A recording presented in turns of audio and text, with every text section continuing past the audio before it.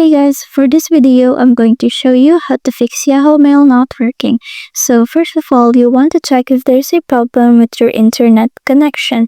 So you're going to go to a new tab and then you want to go to a different website and check if it loads. Now, if it loads, that means that there's no problem with your internet connection.